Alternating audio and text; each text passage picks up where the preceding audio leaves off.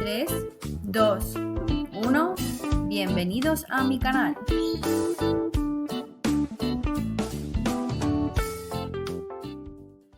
En cuanto a la competencia objetiva de los juzgados en la jurisdicción penal, depende de cada procedimiento, ¿vale? Todos los procedimientos, menos el de delitos leves, pero todos los procedimientos en el ámbito penal se dividen en tres fases.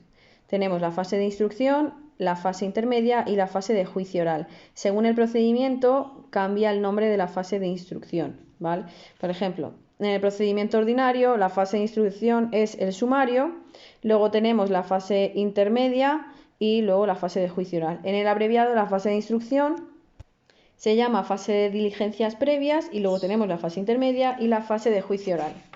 En el rápido, pues tenemos las diligencias urgentes, que es la fase de instrucción, luego tenemos la fase intermedia y la fase de juicio oral.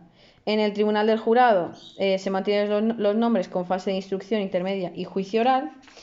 Y en el juicio por delitos leves es la única excepción de que nos ahorramos la fase de instrucción y la fase intermedia y directamente nos vamos a la de juicio oral. Entonces, ¿a qué juzgado corresponde según en cada fase? ¿Vale? Primero me voy al juicio ordinario, procedimiento ordinario, perdón. En el procedimiento ordinario, la fase de instrucción se lleva a cabo en el juzgado de instrucción, o en el caso de que sea por violencia sobre la mujer, en el juzgado de violencia sobre la mujer, o en el juzgado central de instrucción, ¿vale?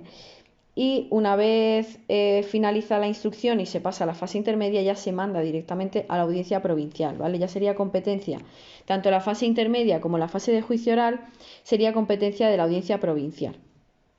Sin embargo, en el procedimiento abreviado cambia.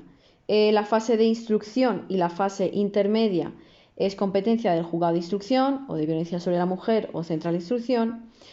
Y luego, una vez finaliza la fase intermedia y ya iniciaríamos con el auto de apertura de juicio oral, se va al juzgado de lo penal o central de lo penal cuando es hasta 5 años o a la audiencia provincial o audiencia nacional cuando es más de 5 años, ¿vale? Cuando estamos ante el procedimiento de juicios rápidos es igual que el abreviado, pero en lugar de tramitarse en el juzgado de instrucción, se tramita en el juzgado de guardia. Es decir, la fase de instrucción y la fase intermedia se lleva a cabo en el juzgado de guardia porque son juicios que se llevan a cabo de una manera muy ágil y muy rápida. Y a la hora de celebrar el juicio oral se pasa al juzgado de lo penal, porque estamos hablando de penas de menos de 5 años, ¿vale? Luego, los procedimientos, los juicios por delito leve. Ya, como os he dicho, no hay fase de instrucción, no hay fase intermedia, directamente nos vamos a juicio oral. Pero en este caso, el juicio oral se llevaría todo en el juzgado de instrucción. No se pasa al juzgado de lo penal o a la audiencia provincial, ¿vale? Se llevaría todo el procedimiento en el juzgado de instrucción. Sería el juzgado de instrucción quien dictaría sentencia y quien ejecutaría luego esa sentencia, ¿vale?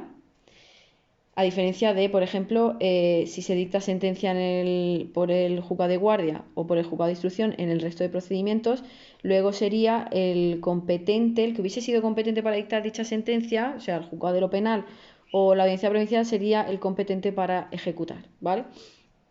Y por último, el tribunal del jurado. En este caso hay que diferenciar si se trata de una persona aforada o no aforada. El tema del qué es el aforamiento lo miráis, ¿vale? Los aforamientos son políticos, presidentes del gobierno, etcétera, etcétera. Entonces, si es una persona aforada, se llevaría todo, tanto la fase de instrucción, la intermedia como el juicio oral, en la sala de lo civil y penal del Tribunal Superior de Justicia o en la sala de lo penal del Tribunal Supremo según corresponda.